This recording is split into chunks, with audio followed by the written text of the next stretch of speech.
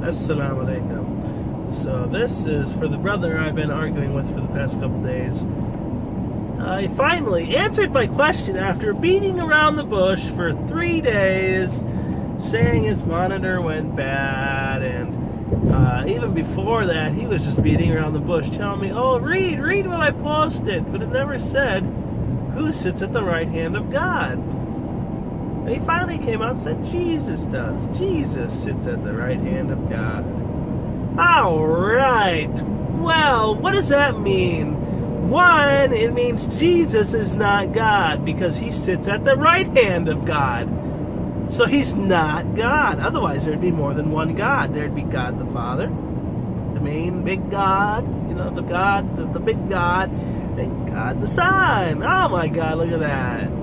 Look at that, 2 gods. And then you got a third one called the Holy Spirit. Look at that. Wow. And you guys want to seriously sit here and call Muslims pagans or idol worshippers. Right. Get your stuff straight. But, yes, Jesus sits at the right hand of God. He is one of the most important prophets in history. So that, I have nothing wrong with that verse. There's nothing wrong with it. So I think all of the prophets will be closer to God than even us when we die up in heaven. So anyways, just to show you a little bit of logic there. But Jesus himself said that he sits at the right hand of God. He isn't God. So what is he like, sitting on his own right hand? Does he like put his hand underneath his butt and then sit on it? Is that what he means? He sits at the right hand of God? Oh, you Christians, you need help. You really do. Just get out of your brainwashed. I knew you grew up Christian, okay? So did I. I grew out of it. I was guided to the straight path. Alhamdulillah. I'm not stupid enough to sit here and believe in something that does not make sense. That is illogical. Show me where Jesus said he is God, clearly, because it shouldn't be a thing that you beat around the bush or something that's vague.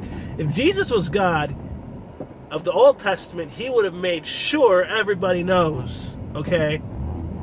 If we're talking about the same God, the God that gets jealous, okay? The God that kills sinners, okay? If it's the same God, he would made it known. He would have made it known, okay? But he doesn't. You just see verses written by Mark, Matthew, Luke, and John. Oh! And your little friend Paul that make him to be greater than what he is.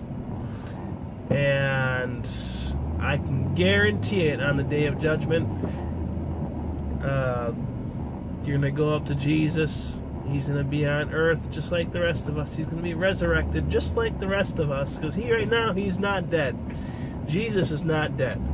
Jesus is alive up in heaven. He's actually alive up in heaven with God. So, he's not God. He's with God. So, that doesn't mean he is God. He's with God right now in heaven. So, on the day of resurrection, he will be resurrected with the rest of us, just like the rest of us. And after he leads the Muslims and brings peace to earth, then he will die a natural death. He'll get married, probably have kids. Oh, I know you Christians hate to hear that. I'm sorry, but it's gonna happen. I'll put my life on that. I'll put my soul on that. I already have. I'm Muslim, so Alhamdulillah, La ilaha illallah Muhammad Rasulullah wa Isa abduhu wa rasuluh. Okay, so there we go. That's out of the way.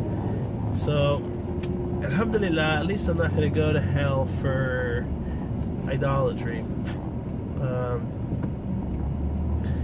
Anyways, let me go back to the story of the resurrection, the day of resurrection. This is just a small little glimpse at it. So he's going to be resurrected just like us, normal people, and the Christians are going to go to him on the day of judgment when everyone is suffering.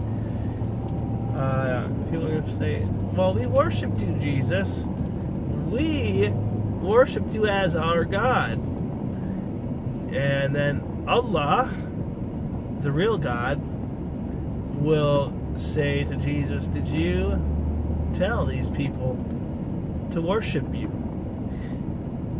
And this is why I asked you Christians, I asked you, where in the New Testament does Jesus say, worship, now this is quote, worship me, unquote.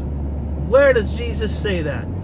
But Allah on the day of judgment is going to ask Jesus himself, did you tell your followers? In 1,000 feet, exit right to exit 51, Arizona Loop 202. Then stay to the right. Okay, well, he's going to ask him, did you? Exit right to exit 51, Arizona Loop 202. Then stay to the right to exit 51, Arizona Loop 202 West. So you have to excuse the GPS because I am driving home, so let me actually, no, I'd be able to take that off, I can't. Anyways, he's asked, did you tell your followers to worship you? And Jesus will say, stay to the right to exit 51, Arizona Loop 202 West. no, I did not. I did not tell my followers to worship me. I told them to worship you. And Jesus does say that in the Bible. In the New Testament, he says, worship your God, your Father. Worship the Father. Not worship your father. That's like me worshiping my dad. But he says, worship God, the Father, with all your heart and all your soul. Okay, so that's it. Worship only one God. That's what Jesus says. He's promoting monotheism, not paganism. So everything ties together real good in Islam. And continue straight for 5 minutes to exit 2, 44th Street.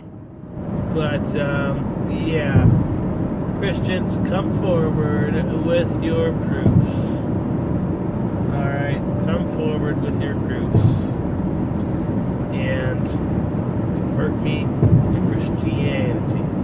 I'm waiting. I have an open heart. I was Christian, okay, so I'm not biased or anything, so I know exactly what's in the Bible, okay? I'm not like one of these Muslims who grew up Muslim, and I'm not changing my belief no matter what. I'm actually using logic. I'm using my head. You Christians, there is something called the brain inside of your head, right? You do know that you've got to use that to think critically and logically, right? Okay, so I suggest you use it just this once, alright? Because your soul really does depend on it. Assalamu alaikum wa rahmatullahi wa barakatuh.